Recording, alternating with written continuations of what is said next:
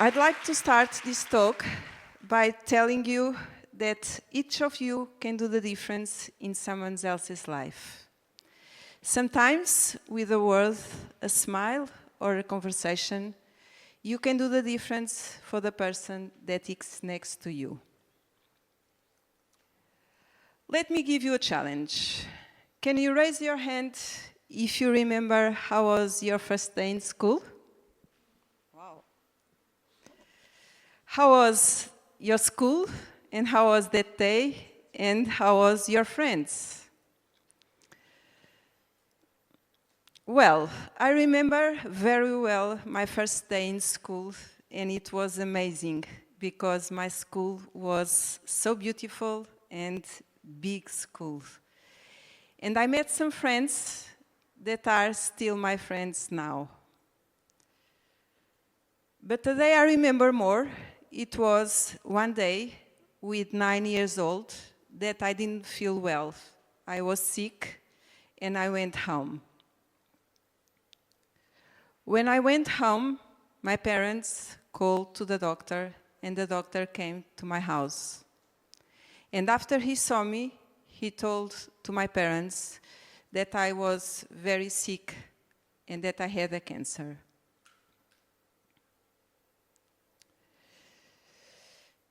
I didn't know what was the meaning of cancer, but I knew my life was going to change and surviving became my first priority.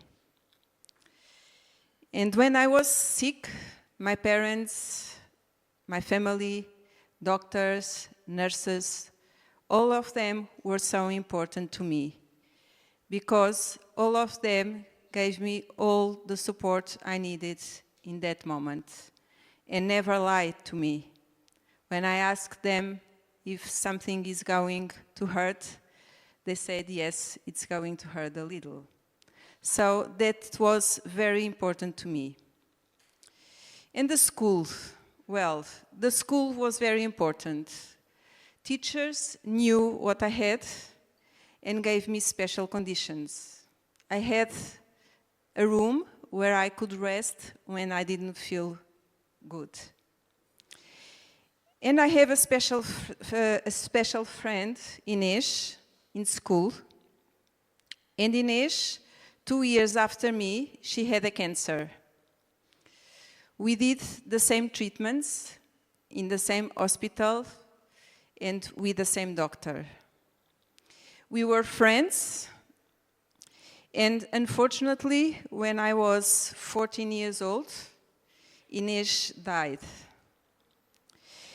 And in that moment, I asked myself 2 questions.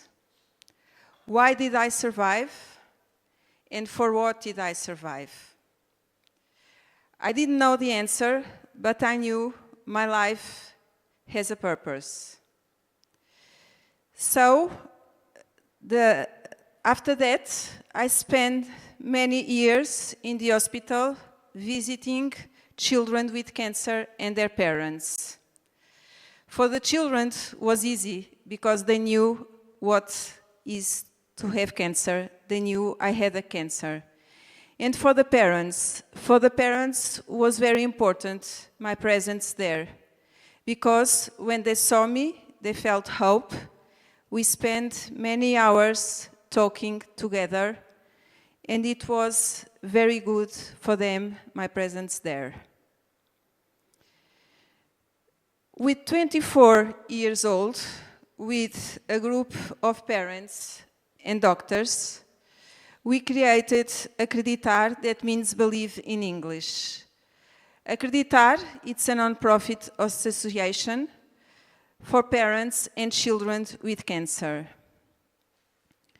In Acreditar, we have 3 houses in our country, near the hospitals, for the parents who has children with cancer and lives far from their own houses. They can stay in these houses as they can stay in their family house. Acreditar also gives to these families emotional support, social support, and educational support. I worked in Acreditar for many years, and I have many stories. But I'm going to share with you Alina's story. Alina came alone from São Tomé Islands without parents and with a cancer. In the beginning, she lived in the hospital, and after that, she went to live in a nursing home.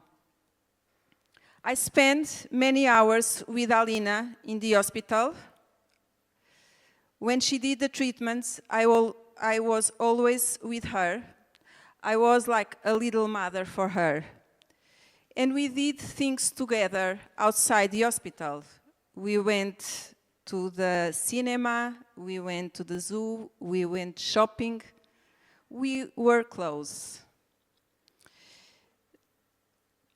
In that summer, I went to a summer camp for children with cancer in Canada. And in the end of the camp, a nurse from here, from Portugal, called me and asked me when I was going to come back to Portugal, because Alina was in the hospital, very sick, and she asked me to go there. So, 2 days after, I returned back to Portugal and went to visit her. And when I saw her, she told me, "Thank you, Madalena, that you are here, because now I'm prepared to die." We spent all the day together. We spoke about us. We spoke about the things we did together. We spoke about our family. We spoke about the hospital. And in the end of the day, holding hands together, she passed away. I have many stories like Alina in my life, pain stories, but all of these stories are here in my heart with love. I also have stories for children that I help, and today are survivors and became my friends since that time.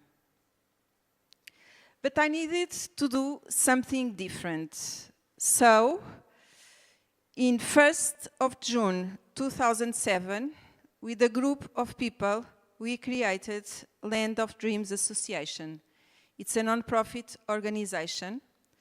We have 3 projects in Land of Dreams, but the one I'm going to share with you, it's that we make the dreams come true for children with chronic disease. And it's possible, because we believe that even their conditioner, they can dream, and we make it happen. But let me ask you something. Do you remember what was your dream when you were young? Who wanted to be a policeman? Yes, you. And the fireman. And the princess, girls. Yeah, good. So I'm going to share with you Constança dreams. Constança is this beautiful girl. She came to Land of Dreams with a chronic heart disease. And she has 2 dreams. One was to be a princess for a day, and the other was to ride in the garbage truck. So, can you imagine? One day, she went to our house with her parents, and our team and group of volunteers dressed her as the most beautiful princess that you can see here. And after that, she went to ride in the garbage truck.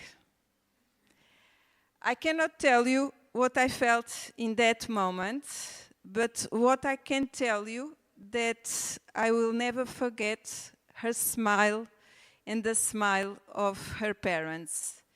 And this smile are here in my heart too, for all of my life. So this is what we do every day in Land of Dreams. We make the dreams come true. And this year we are going to make 60 dreams come true for children with chronic disease.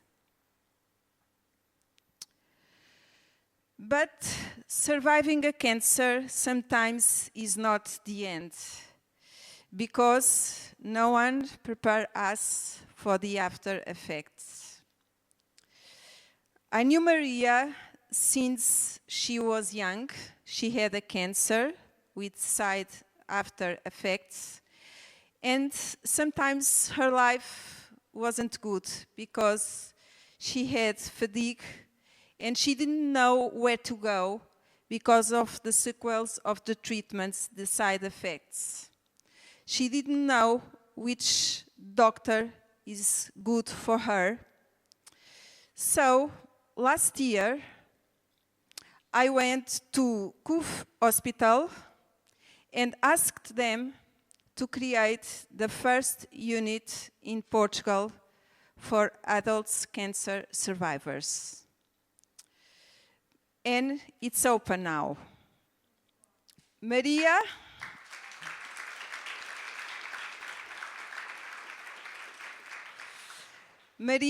went there, and now she feels good with her health.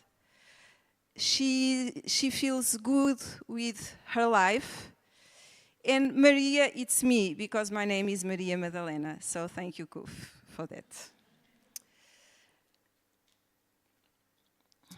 In conclusion, stories like Inês, Alina, Maria, and Constanza are stories that taught me how to live. I didn't choose to have cancer, but I chose what to do with my experience. I knew I have a purpose in my life since I was young, and I know what is my purpose in life. I want to work with people with cancer. And you, do you know what is your purpose in life? Make a difference in your life by making a difference in someone else's life. Can you repeat with me? Make a difference in your life by making a difference in someone else's life. Thank you.